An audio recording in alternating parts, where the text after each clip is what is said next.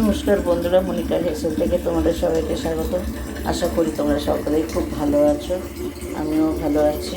দেখো, আজকে একটা লাল শাকের রেসিপি নিয়ে চলে এসেছি। তোমার যারা লাল শাক খায় না, বাচ্চারা খাবে, খুব ভালো লাগবে। এইভাবে তোমরাও বানাবে। চলো, আজকে রেসিপিটা ভালো লাগলে লাইক করো, কমেন্ট করো, শেয়ার করো।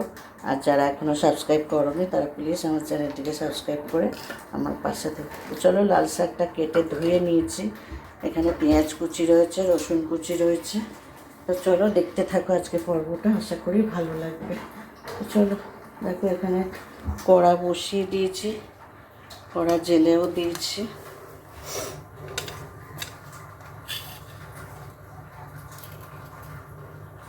কড়ায় তেল দিয়ে দেবো।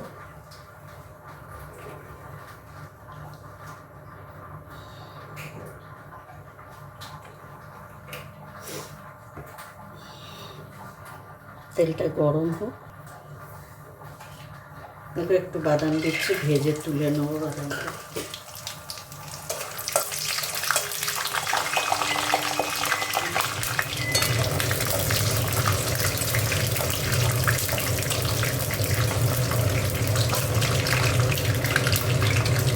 তো দেখো, এখানে বাদামটা ভেজে নিয়েছি।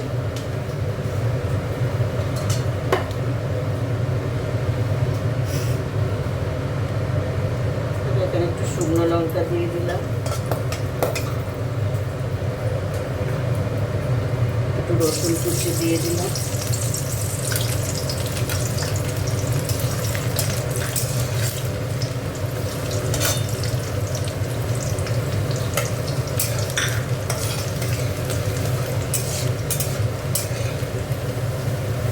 রসুনটা একটু ভাজা করে পেঁয়াজটা দিয়ে দেবো। দেখো, এবার পেঁয়াজটা দিয়ে দিলাম।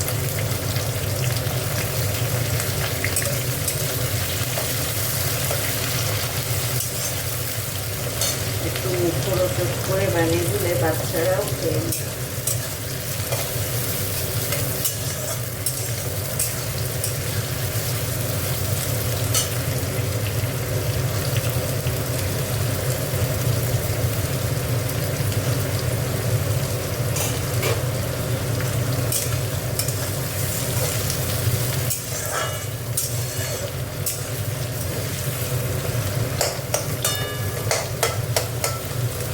পেঁয়াজটা ভাজা ভাজা হোক।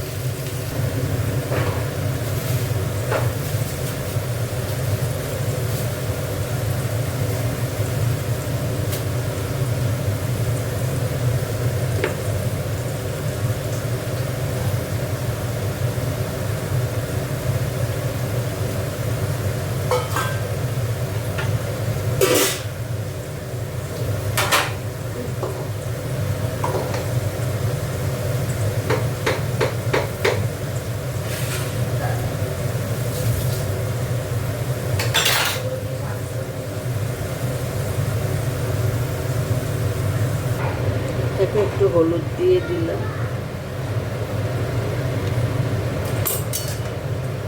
এতে ছোলা ভিজিয়ে, ছোলা ভেজানো দিলেও ভালো লাগে।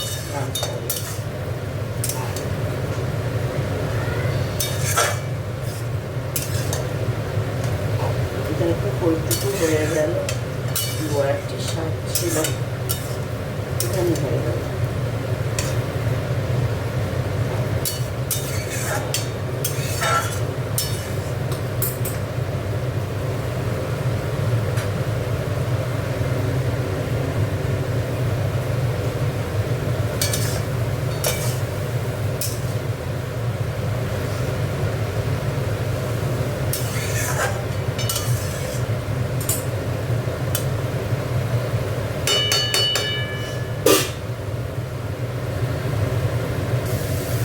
একটু চিনি দিয়ে দিচ্ছি।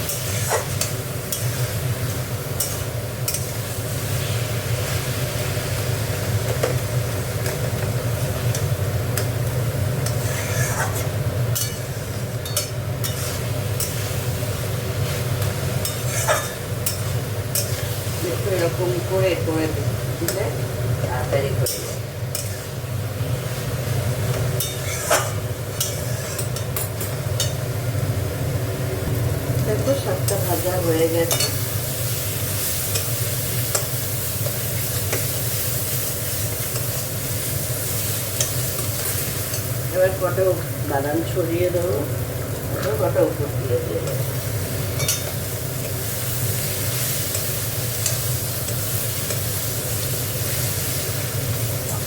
একদম শুকিয়ে গেছে।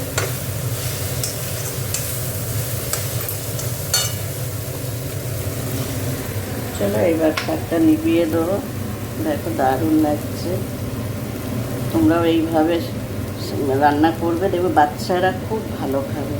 বাচ্চারা তো শাক খেতে চায় না, একটু মুখরোচক করে বানিয়ে দিলে বাচ্চারা খুব ভালো খাবে এই শাক ভাজা, একটু মুখরোচক করে বানিয়ে দিলে।